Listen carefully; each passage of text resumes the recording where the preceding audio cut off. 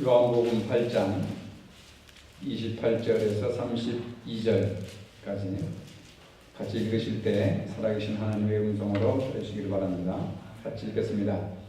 이에 예수께서 이르시되 너희가 인자를 든 후에 내가 그인 줄을 알고 또 내가 스스로 아무것도 하지 아니하고 오직 아버지께서 가르치신 대로 이런 것을 말하는 줄도 알리라. 나를 보내신 이가 나와 함께 하시도다. 나는 항상 그가 기뻐하시는 일을 행함으로 나를 혼자 두지 아니하셨느니라. 이 말씀을 하심에 많은 사람이 믿더라. 그러므로 예수께서 자기를 믿는 유대인들에게 이르시되 너희가 내 말에 거하면 참으로 내 제자가 되고 진리를 알지니 진리가 너희를 자유롭게 하리라. 아멘.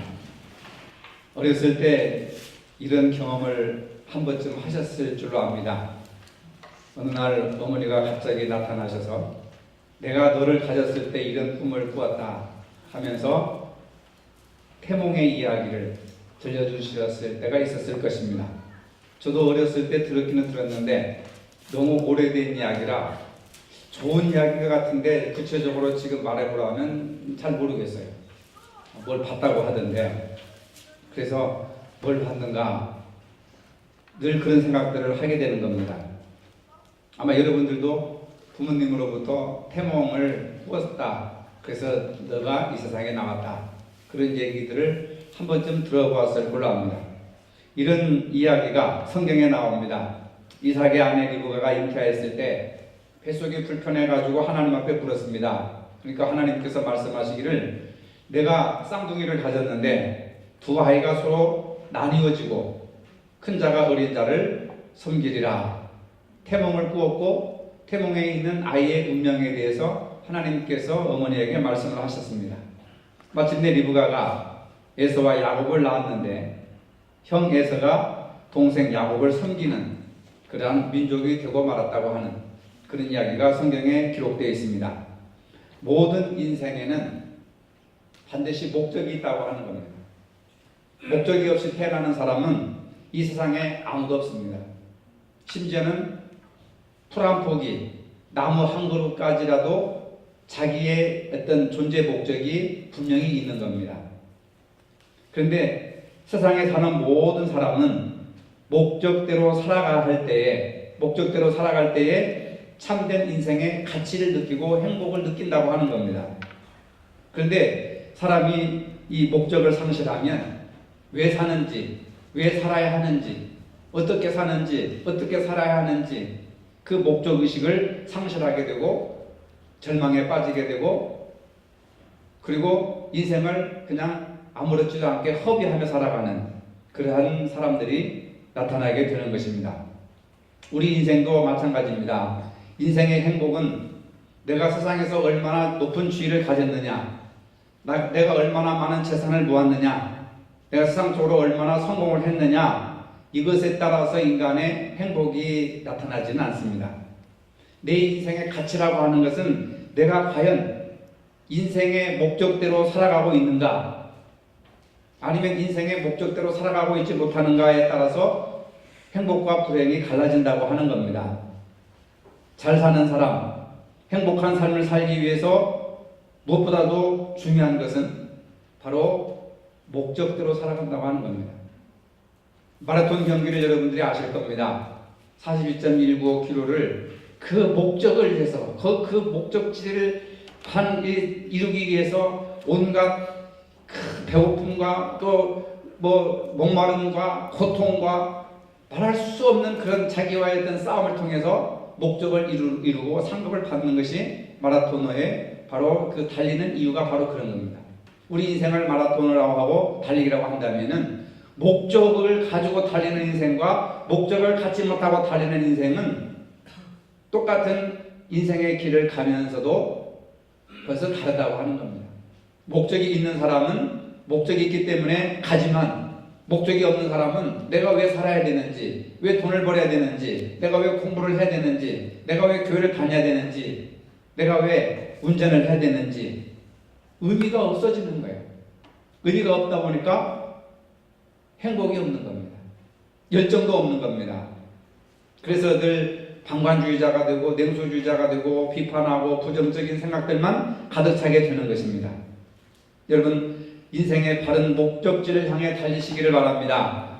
그러기 위해서는 자신의 삶의 목적이 무엇인가, 그걸 발견하는 것이 가장 소중한 겁니다. 나는 무엇을 위해서 이 땅에 태어났는가? 나는 무엇을 위해서 이 땅에 태어났는가? 하나님이 나를 왜 이 땅에 보내주셨는가? 왜 부모님이 나를 낳았는가? 그러나 중요한 것은 내 인생의 목적은 내가 결정할 수 있는 것이 아니라고 하는 겁니다. 내 인생의 목적은 나를 존재케 하시는 하나님이 어머니 뱃속에서 이미 정하신다고 하는 겁니다. 잘못하면 운명론에 빠지기 쉽지만은, 그러나 내가 정하는 것이 아니라 하나님이 정해놓으신 것인데, 여기는 이렇게 하면 운명론에 빠지는 거죠. 그러나 하나님의 뜻대로 사는 사람들에게 하나님의 선하신 목적이 주어진다고 하는 거예요. 그렇기 때문에 나의 책임도 있다고 하는 것입니다. 정말 잘 사는 사람이 되려고 한다면은 우리는 내 뜻대로 살아서는 안 됩니다. 주님 뜻대로 살아야 됩니다. 우리가 복음성가에 주님 뜻대로 살기로 했네, 주님 뜻대로 살기로 했네, 뒤돌아서지 않겠네, 그런 찬송을 얼마나 많이 불렀습니까? 그런데도 불구하고 오늘 우리는 여전히 하나님의 뜻대로 사는 것이 아니라 내 뜻대로 살아가고 있다고 하는 것을 보게 됩니다. 우리는 어떻게 살아야 됩니까? 하나님의 뜻대로 살아야 합니다. 오늘 본문에 보면 예수님께서 십자가에 못 박혀 죽으시는 그런 내용들이 전후에 이렇게 쭉 깔려 있는데, 십자가를 짊어지고 죽는 것도 예수님의 뜻대로 된 것이 아니에요. 죽고 사는 문제도 예수님이 결정한 문제가 아닙니다. 이것은 누가 결정한 문제입니까? 하나님 아버지가 결정하고, 예수님이 십자가에 못 박혀 돌아가시는 것도 하나님 아버지의 뜻대로 이루어지는 것입니다. 예수님의 세상 사역 동안 예수님 스스로 자기 주관대로 행하는 것이 별로 없었어요.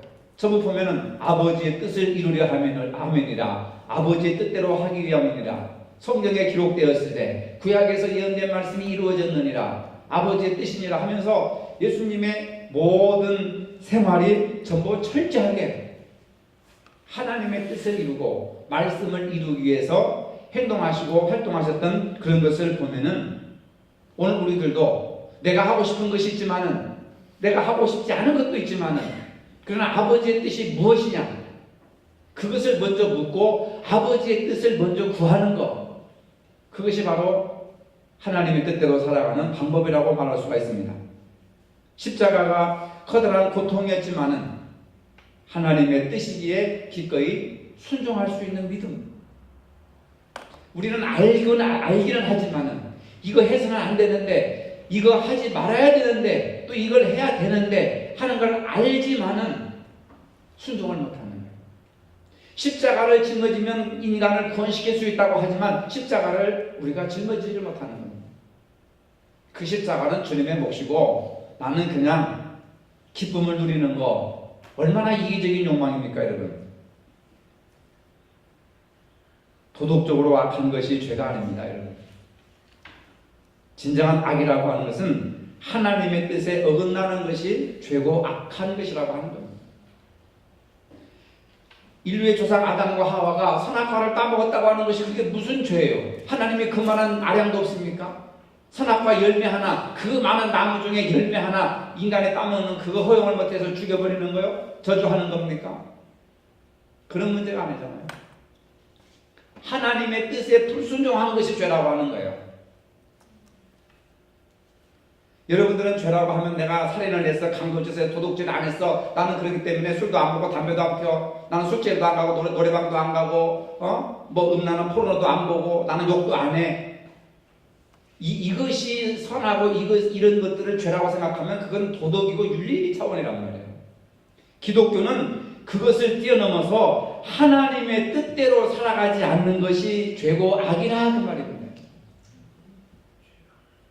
그래서 여러분들 죄가 없다고 하지만 엄청난 죄를 가지고 있는 거예요. 왜? 내가 지금 하나님의 뜻에 어긋나는 삶을 살아가고 있다. 착한 것이 선한 것이 아닙니다, 여러분. 하나님의 뜻이 진정한 선인 줄로 믿으시기를 바랍니다. 이러한 개념들을 다시 여러분들이 새롭게 가져야 된단 말이에요. 나는 법 없도 사는 사람이야. 나는 남의 물건도 훔치지도 않고 질서도 지키고 공중도덕도 잘 지키고 교통 질서도 잘 지키고 차선도 위반하지 않고 속도도 위반하지 않고 법도 다 지켰어. 그렇기 때문에 나는 선한 사람이야. 그게 아니라니까요. 하나님의 뜻만이 진정한 선이다. 성경에 말하는 선은 착한 것이 아니라 하나님의 뜻이라고 하는 겁니다. 인생이 자기 마음대로 사는 것은 악한 것이고 하나님의 뜻대로 사는 것이 선한 것입니다. 그래서 예수님도 자기 뜻대로 하면 십자가를 가능하면 안 지고 살고 싶었지만 그러나 내 뜻대로 마옵시고 아버지의 뜻대로 하시옵소서. 아버지의 뜻을 선택하고 그 아버지의 뜻을 받아들이는 것, 이것이 예수님의 선하신 모습이라 그 말입니다.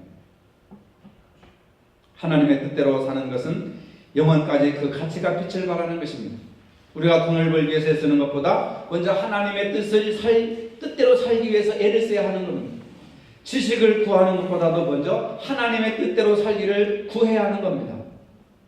생존 경쟁에서 여러 가지로 투쟁하고 고뇌하고 애쓰지만은 그것보다도 먼저 하나님의 뜻을 추구하고 구하고 애쓰는 노력을 우리가 해야 된다고 하는 것이죠. 두 번째로 하나님의 뜻대로 사는 자를 하나님이 도와주십니다. 하나님을 믿지만 순종하지 않을 수 있다는 것이 얼마나 불편한 진실입니까, 여러분? 요나서를 읽을 때에 느느웨로 가라는 하나님의 음성을 듣고도 다시스로 도망가는 요나를 보면서 어이없이 하는 분들이 많이 있었을 것입니다. 하나님의 음성을 분명히 듣고도 어찌 순종하지 않을 수 있단 말이냐? 나에게 하나님이 요나처럼 분명하게 말씀을 해주신다면 나는 순종하겠다 하면서 요나를 비판하는 사람들이 많이 있습니다. 여러분, 그게 정말 그렇습니까? 하나님은 오늘도 성경을 통해서 용서하라, 사랑하라, 하나 되라, 기뻐하라, 감사하라, 전도하라, 거룩하라 이 말씀을 하시고 있지만은 우리는 생각하기를 성경에 기록되어 있는 말씀이지 그게 무슨 하나님의 말씀이야, 애매해서 순종하지 않는 경우가 너무나도 많이 있습니다. 우리는 욕심 때문에 중요한 인생의 목적과 방향을 상실하고 있습니다. 하나님이 내 인생의 목적을 따라 살라고 우리를 이 땅에 보내주셨고 선택해 주셨음에도 불구하고 지금 우리는 요나처럼 다시스로 지금 가고 있는 거예요. 그걸 우리가 발견하지 못한다는 겁니다.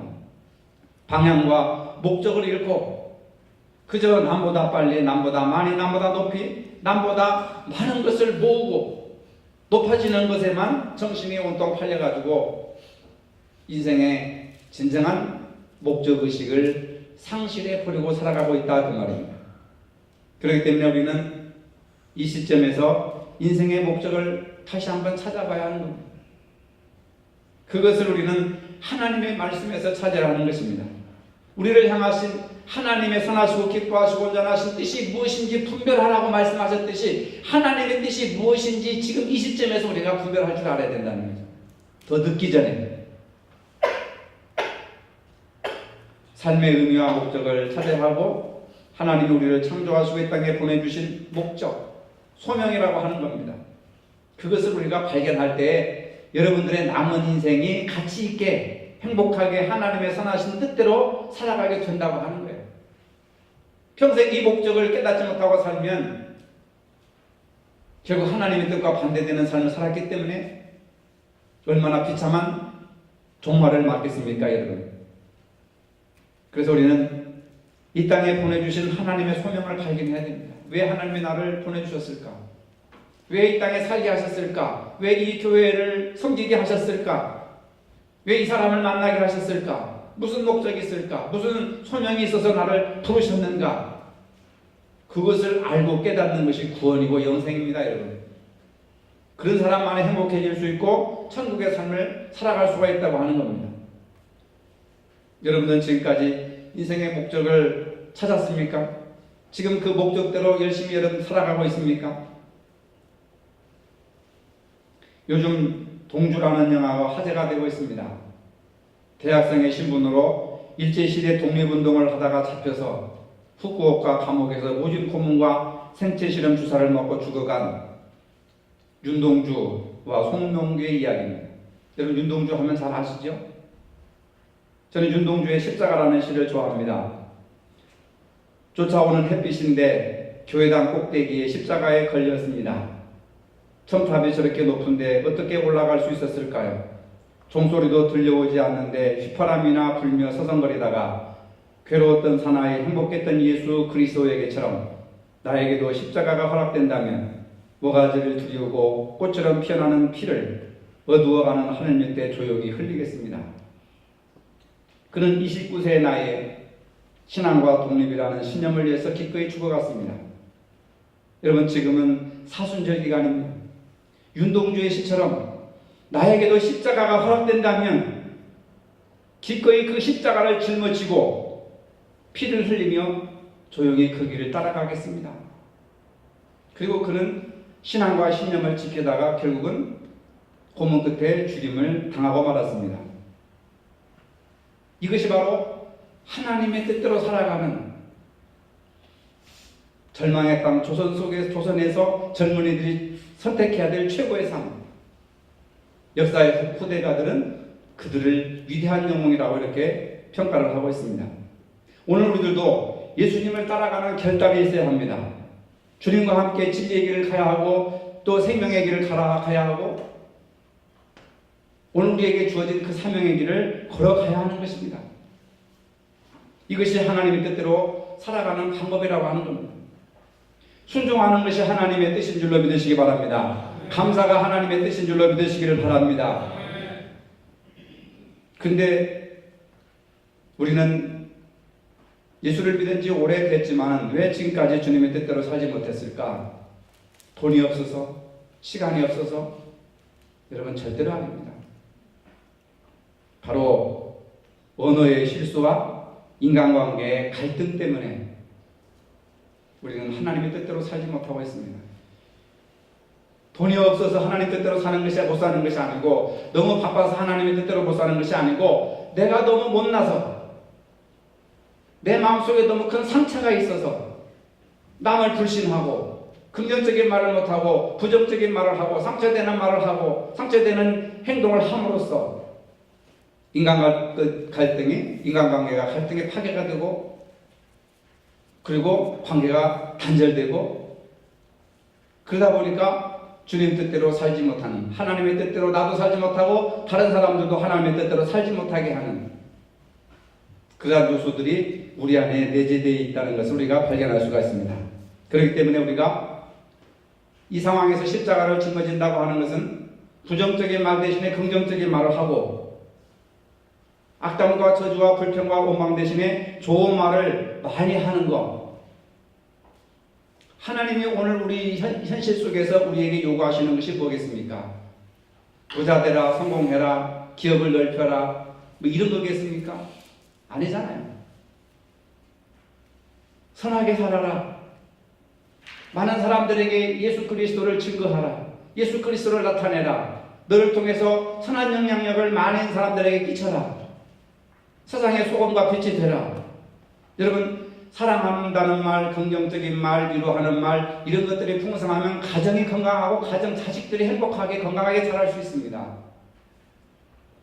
동물과 식물에게다 이런 것을 실험을 했잖아요. 아주 유행가, 폭력적인 말을 막 가라오케 이런 것들을 6개월, 3개월 동안 들려준 송아지, 그 다음에 좋은 클래식 막 찬송가, 복음성가 이런 것을 들려주는 그 송아지 격리시켜놓고 음악을 들려줬는데 나중에 젖을 분석해보니까 나쁜 음악, 폭력적인 말을 들으면서 자란 송아지는 독소가 그 젖 속에 독소 요소가 많이 생성되어 있고 좋은 음악, 좋은 말을 들어준 그 젖 속에서는 아주 좋은 성분의 우유가 생성되고 저는 그걸 직접 봤습니다. 글도 읽어보고 다큐멘터리도 보기도 하고 심지어는 배추, 무, 채소에게다가 똑같은 실험을 했는데 나쁜 음악과 폭력적인 언어, 폭력적인 이런 음악을 들어준 그런 배추와 그 다음에 무 같은 데서는 아주 결이 갈라지고 그 다음에 별로 이렇게 상품성의 가치가 별로 없도록 보여주더라고요. 짐승이나 식물도 좋은 소리, 좋은 음악, 좋은 이야기를 들으면은 잘 자라게 되는 건데, 하물며 사람인데 더 큰 반응을 보이지 않겠는가 말이에요. 그러니까 여러분 가정이 잘 되고 교회가 부흥되려면은 좋은 말, 긍정적인 말, 위로의 말, 사랑의 말을 풍성하게 하시기를 바랍니다. 이런 것이 없으니까 안 되는 거예요. 예수님께서도 십자가에 죽는 일은 결코 쉬운 일이 아닙니다. 그런 까닭에 잡히시기 전날 밤 주님은 겟세마네 동산에서 땀방울이 핏방울이 되기까지 간절히 하나님 앞에 기도하는 모습. 여러분, 하나님의 선하신 뜻이 내게서 이루어지도록 십자가를 짊어질 수 있게 기도하는 그 모습. 여러분들 뭘 기도합니까, 여러분? 빚장이가 돈을 떼먹고 도망갔는데 내일 찾아와서 빚을 갚게 해주세요. 그런 기도하고 있습니까? 땅을 사는데 땅값이 올라가게 해주세요. 그런 기도하고 있습니까?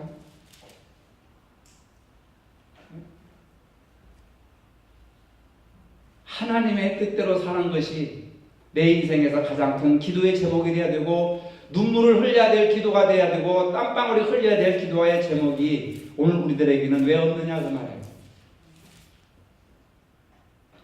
십자가를 짊어지고 골고다 언덕에 올라가는 것, 이것이 바로 주님을 향한 하나님의 뜻이었습니다. 첫째로 하나님의 뜻대로 살면 기적이 일어납니다.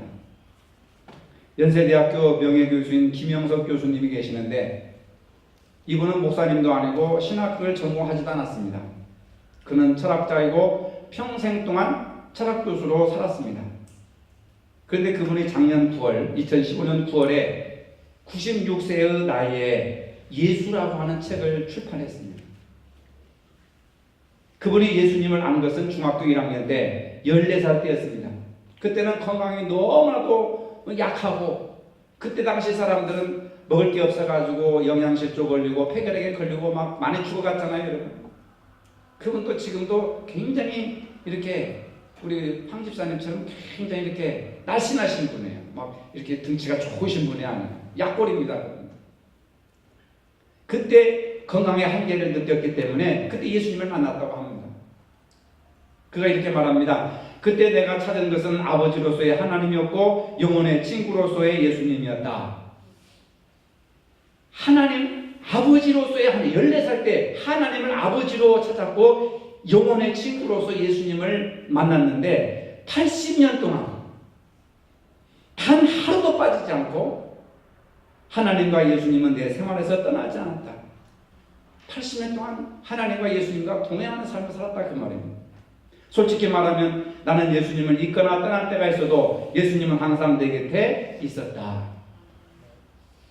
그리고 얼마나 위대한 고백입니까? 80년 동안 하나님은 아버지로서, 예수님은 나의 영혼의 친구로서 나를 한순간도 떠나지 않았다. 나는 예수님을 떠난 적이 있어도 그분은 나를 한 번도 배신하거나 버리지 않았습니다. 그분은 독서를 통해서 예수님을 알고 예수님의 가치관과 기독교의 정신을 배웠다고 합니다. 이제 금년에 97세죠. 97세 되신 분이 지금도 하루에 2차례 외부에 나가서 강연을 하시고 원고지 40장 이상의 글을 쓰고 계십니다.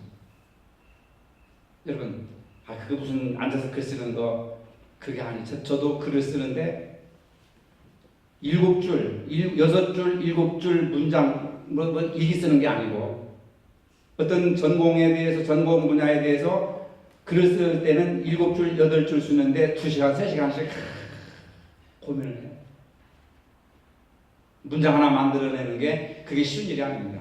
근데 이분은 뭐 일기 쓰는 것도 아니고 그냥 숲을 끄적끄적 하는 것이 아니잖아요. 철학적인 명제와 신학적인 관점을 가지고 글을 쓰는데 원고지 40장 이상의 글을 쓴다는 걸 하고요. 저는 이걸 보고 깜짝 놀랐습니다. 97세 할아버지가 외부에 나가서 하루 2차례 강연을 하시고 매일 40장 이상의 글을 쓴다는 거예요. 대장 내시경은 평생 한 번도 받아본 적이 없고 위 내시경은 20년 전에 딱 한 번 받아봤다고 합니다. 물론 평생 술과 담배를 멀리했습니다. 그런 분이 지금도 젊은 사람들 못지않게 더 열정적으로 활동하고 있습니다. 그분이 예수라는 책을 쓴 이유는 예수님이 구세주인 것을 주변의 친구들에게 알려주기 위해서 내가 이 글을 썼다. 저는 그 구절에 감동을 받았습니다. 예수님이 구원자, 구세주인 것을 주변의 친구들에게 그 책을 읽어보고 너희들이 예수를 좀 믿어라. 예수님이 이런 분이다. 80년 동안 믿어온 예수님이 이런 분이다라고 친구들에게 알려주기 위해서 책을 썼다는 거예요. 여러분들은 한동안 동안 예수님이 구원주, 구원자, 예수님이 그리스도라고 하는 것을 증거하기 위해서 무엇을 얼마만큼 해왔습니까?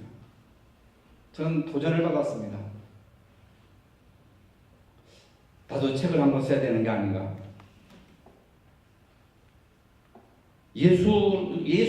예수라고 하는 이름을 달고 누가 책을 보겠습니까, 여러분? 근데 철학자가 80년 동안 주님과 교제한 그 깊은 영적인 교제, 삶의 교제를 통해서 내가 믿는 예수는 이런 분입니까? 한번 너희들도 믿어봐라. 친구들만 읽어보겠습니까? 20대, 30대, 40대, 50대, 60대, 70대 책을 좋아하는 사람들 벌써 다 사서 읽어보잖아요. 선한 영향력을 끼치는 삶을 살고 있지 않습니까?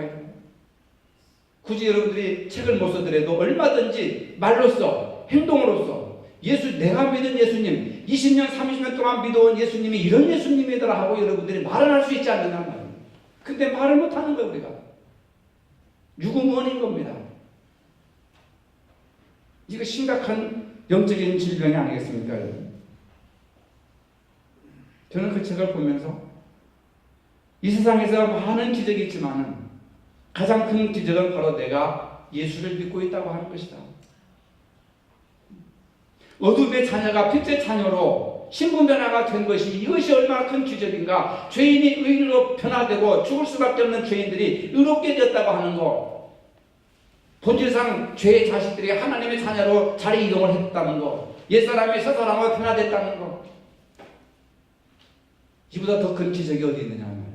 사람의 힘으로 할 수 있는 것이 아니니까, 하나님만이 하실 수 있는 거니까 인간의 입장에서 보면 기적이라는 말입니다. 하나님의 말씀과 뜻대로 살면 여러분들도 건강하게 살 줄로 믿으시기를 바랍니다. 이런 것이 바로 기적이에요. 여러분, 사소한 기분으로 예수를 버리지 마세요. 예수를 팔지 마세요. 예수를 부정하지 마세요. 사소한 이익 때문에 믿음을 버려서는 안 됩니다, 여러분. 믿음을 가볍게 여기서는 안 됩니다. 직분을 가볍게 여기서는 안 됩니다. 주의를 가볍게 여기서는 안 됩니다. 이건 다 하나님이 뜻하는 것이 아닙니다. 예수님이 원하는 것이 아닙니다, 여러분. 여러분들이 원하는 것들입니다. 세상이 원하는 것들입니다. 악한 사탄의 세력들이 원하는 것들입니다, 여러분. 믿고 예수님을 진정 믿고 예수님의 뜻대로 살아가는 것이 무엇인지 실화 동영상을 한번 보도록 하시겠습니다. 불을 꺼주세요.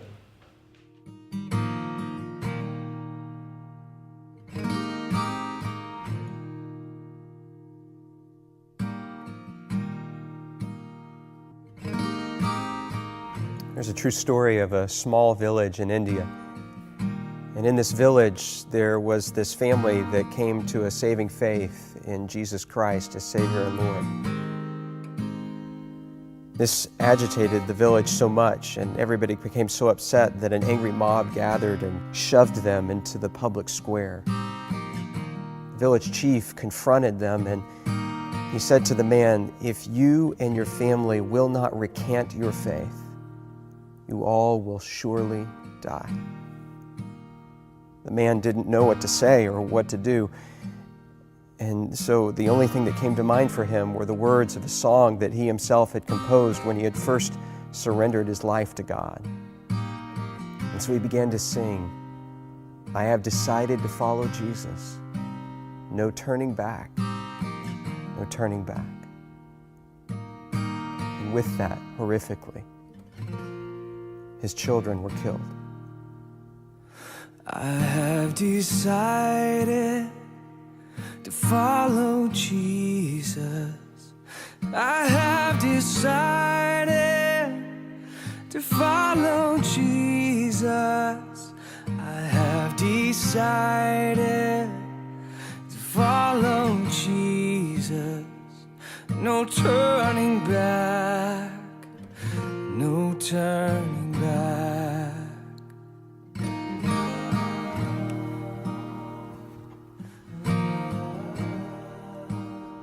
He was given another chance, this time with his wife's life on the line. And yet he continued to sing, "Though none go with me, still I will follow. No turning back, no turning back." Though none go with me, still I will follow. Though none go with me, still I will follow.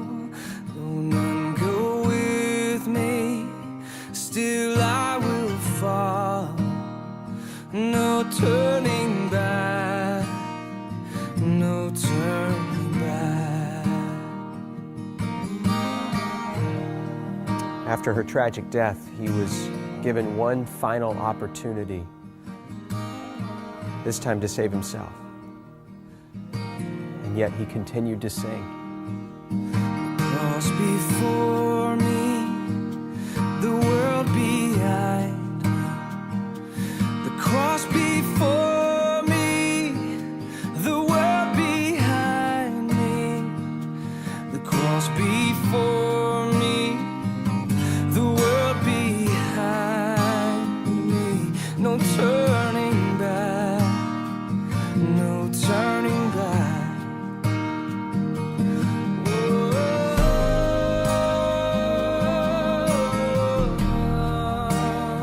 Even though that man and his family died on that day, something remarkable happened. A seed was planted in the heart of that village chief, a seed that began to grow over time, and eventually he called the community together in that very same neighborhood, in that very same square, and he renounced his former faith and declared his allegiance to Jesus Christ. And a celebration broke out in that moment, and the gospel began to flourish and to grow in that community, not just in that village, but across the whole region, because they had seen real faith, and they knew the true character of God because of a family that believed and sacrificed, even under the penalty of death. No turning back, no turning back.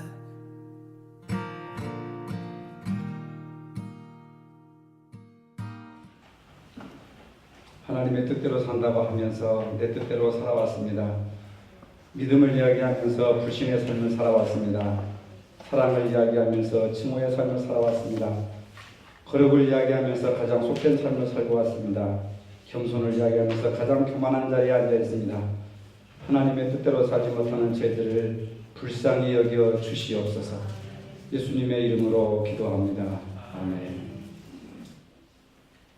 이제는 우리 주 예수 그리스도의 은혜와 하나님 아버지의 무한하신 사랑과 성령의 교통하심이 하나님의 뜻대로 살기를 원하는 모든 성도들 위해 이제로부터 영원토록 함께 하시길 축원하옵나이다. 아멘.